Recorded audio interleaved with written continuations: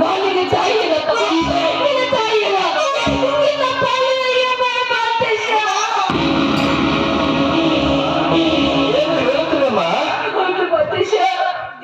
ನೀನ್ ಮಾಡಿದ ತಪ್ಪು ನಮ್ಗೆ ಈಗಾಗಲೇ ಗೊತ್ತಾಗಿದೆ.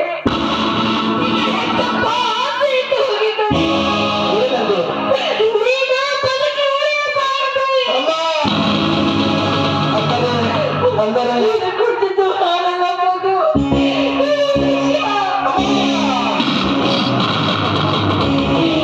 ತಾಯಿಯಿಂದ ಅವರ ಹೆತ್ತ ಮಕ್ಕಳಿಗೆ ಹಾಲಿನ ನಿಮಿಷ ಹಾಕಿ ಕೊಡಬೇಕಮ್ಮ.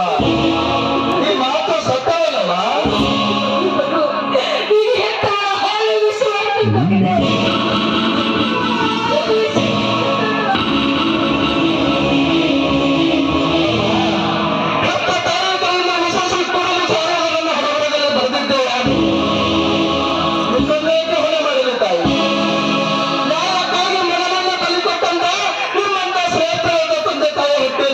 ಇನ್ನು ಮುಂದೆ ಅವರು ಹುಟ್ಟಿ ಬರಲೆಂದು ಆ ರಾಮಲಿಂಗೇಶ್ವರನ್ನು ತೆಗೆದುಕೊಳ್ಳುತ್ತೆ.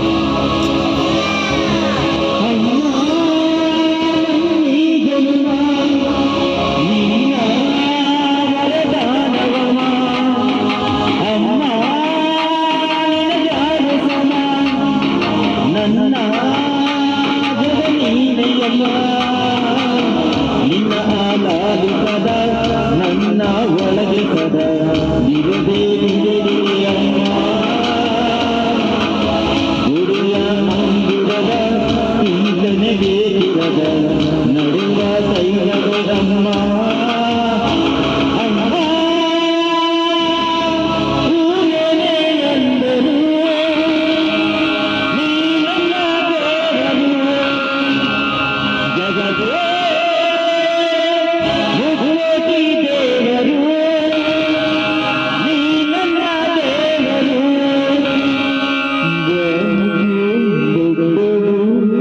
ಅನ್ನದಾರುವ ತ್ಯಾಗಕ್ಕೆ ದೊಡ್ಡದು ತಾಯಿಯರುಣ ಅಮ್ಮಯ್ಯ ಅಮ್ಮಯ್ಯ ಬಾರೆ ಸಕ್ಕರೆ ಸಕ್ಕರೆ ತಾರೆ ಮಕ್ಕಳ ಬಾಳಿಗೆ ಮಕ್ಕಳ ಬಾಳಿಗೆ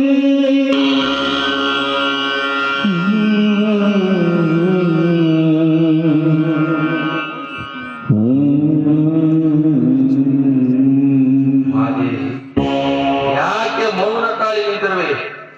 ಯಾಕೆ ನಿನಗೆ ನಿನ್ನ ದುಃಖದ ಕಡುವು ನನಗೂ ಅರ್ಥವಾಗುತ್ತದೆ. ಆದರೆ ನಿಂದು ನಮ್ಮ ಮನೆಯ ಮಗ ಸತ್ತಿಲ್ಲ, ನಮ್ಮ ಮನೆಯ ನಂದಾದೀಪವೇ ಹಾರಿ ಹೋಯಿತು.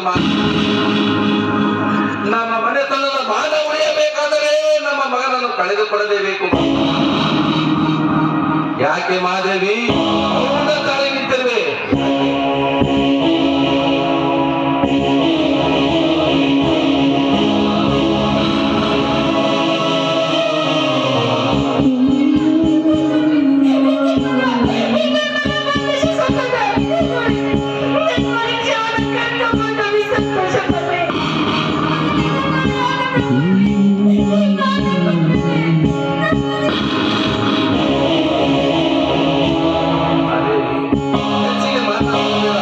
ಮತ್ತೊಬ್ಬರಿಗೆ ಗೊತ್ತಾದರೆ ಊರಲ್ಲಿರುವ ಜನರೆಲ್ಲರೂ ಸೇರಿ ಮನೆ ತುಂಬ ಆಗುತ್ತಾರೆ. ಅದಕ್ಕೋಸ್ಕರ ಜನರು ನೆನೆವಷ್ಟರಲ್ಲಿ ಅವನ ಶವ ಸಂಸ್ಕಾರ ಮುಗಿಸಿದ್ದಾರೆ. ನಾನು ಶವ ಸಂಸ್ಕಾರದ ವ್ಯವಸ್ಥೆ ಮಾಡುತ್ತೇನೆ. ಅಲ್ಲಿವರೆಗೆ ನೀನು ಇಲ್ಲಿಯೇ ಇರು. ಅದ್ಯಾಕೋ ಏನು ನಿಮ್ಮ ಪಾದಗಳಿಗೆ ಕೊನೆಯದಾಗಿ ನಮಸ್ಕಾರ ಮಾಡಬೇಕು ಅಂತ ಆಸೆ ಆಗ್ತಾ ಇದೆ. ದಯವಿಟ್ಟು ಪಾದ ಜೋಡಿಸಿದ್ದೀರಾ? ಯಾಕೆ ಮಾದೇವಿ ಏನೇನೋ ಮನಬಂದಂತೆ ಮಾತನಾಡುತ್ತಿರುವಲ್ಲ? ಯಾಕೆ ನಿನಗೆ ಏನಾಗಿದೆ? ನನ್ನೊಂದಿಗೆ ಬದುಕು ಮುಂದುವರಿಸಲು ನಿನಗೆ ಇಷ್ಟವಿಲ್ಲವೇ? ನಾನು ಮಾಡಿದ ಕೃತ್ಯ ನಿನಗೆ ಅಪರಾಧ. ನೀನೊಂದು ಆಜ್ಞೆ ಮಾಡು. ನಾನು ಈಗಲೇ ವಿಷ ಸೇವಿಸಿ ಆತ್ಮಹತ್ಯೆ ಮಾಡಿಕೊಳ್ಳು.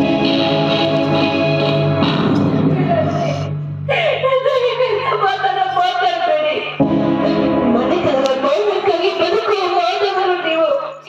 ನ್ಯಾಯಕ್ಕಾಗಿ ನಿಮ್ಮನ್ನು ನೀವು ತ್ಯಾಗ ಮಾಡುವಂತ ಮಹಾಪುರುಷ. ಆ ದೈವದ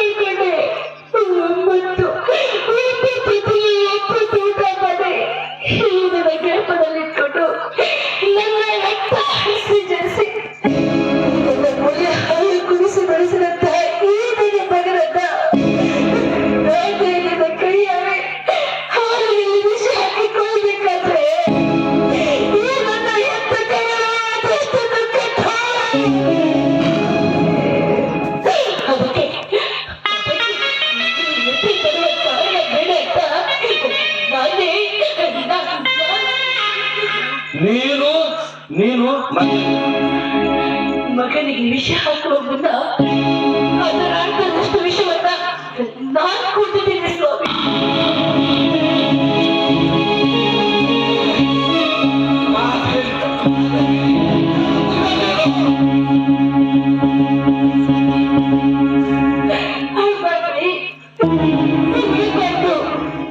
ಸುತ್ತು 40 ಹಳ್ಳಿಗೆ ನನ್ನ ಗಂಡ ನ್ಯಾಯಾಧೀಶ. ನಿಮ್ಮಂತ ಪತಿನ ಪಡಿಬೇಕಾದ್ರೆ ನಾನು ಪುಣ್ಯ ಮಾಡಿದ್ದೀನಿ. ಇನ್ನೇನು ಜನ್ಮದಲ್ಲಿ ಕೂಡ ನೀವೇ ನನ್ನ ಪತಿ ಆಗ್ಬಿಡಿ ಅಂತ ದೇವ್ರ ಹತ್ರ ಕೇಳ್ಕೊತಾ ಇದ್ದೀನಿ. ಸ್ವಾಮಿ, ನನ್ನ ಕೊನೆಯ ಆಸೆನ ಈಡೇರಿಸಿ ದಯವಿಟ್ಟು ಮುತ್ತಿನ ಸಾಧನೆಗೆ ಆಶೀರ್ವಾದ ಮಾಡ್ರಿ.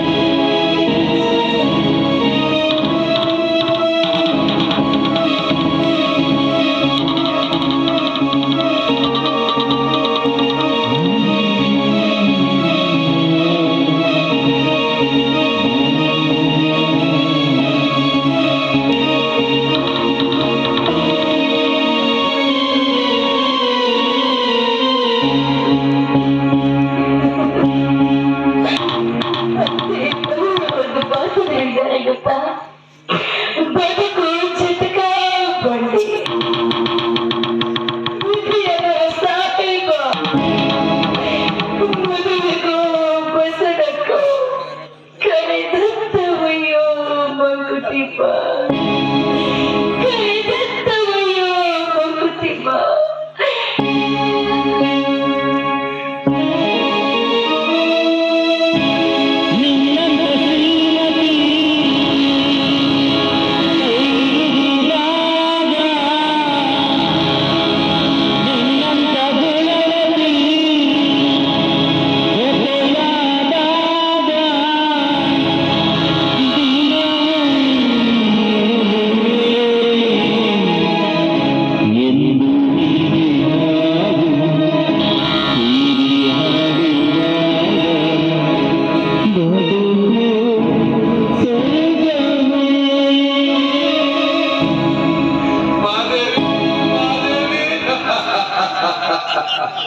ನೀನು ಬರಲಿಯಲ್ಲ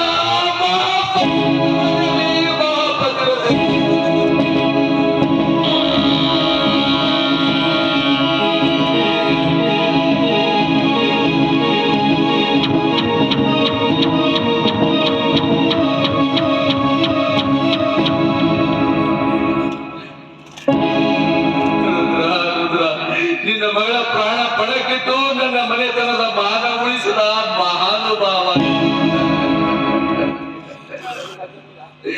ಏ ದೇವ, ಏನಿದು ನನ್ನ ಬಾಳಲಿ ಚದುರಂಗದಾಟ. ನನ್ನ ಸಂಕಟ ನಿನಗೆ ಮನಸ್ಸಿಗೆ ಬರಲಿಲ್ಲವೇ? ಸತ್ಯ, ನ್ಯಾಯ, ನೀತಿ ನನ್ನ ವೈದಿಗಳನ್ನಾಗಿ ಮಾಡಿದೆ. ಸತ್ಯವಂತರಿಗೆ ನೀನು ಪರೀಕ್ಷಿಸುತ್ತಿರುವೆಯೋ, ಶಿಕ್ಷಿಸುತ್ತಿರುವೆಯೋ? ಹೇಳು ದೇವ, ಹೇಳು. ಅಲ್ಲ, ನಾಯಿ ಕುರಿತ ಕಳ್ಳ ನೀನು. ಎಲ್ಲ ಬಲ್ಲವನಾದರೂ ನಮ್ಮನ್ನೇ ಹೊಣೆಗಾರನಾಗಿ ಮಾಡಿದ ಮಹಾನೀತ ನೀನು. ಅಲ್ಲ, ಇದು ನನ್ನ ದೈವ ದುರಂತ.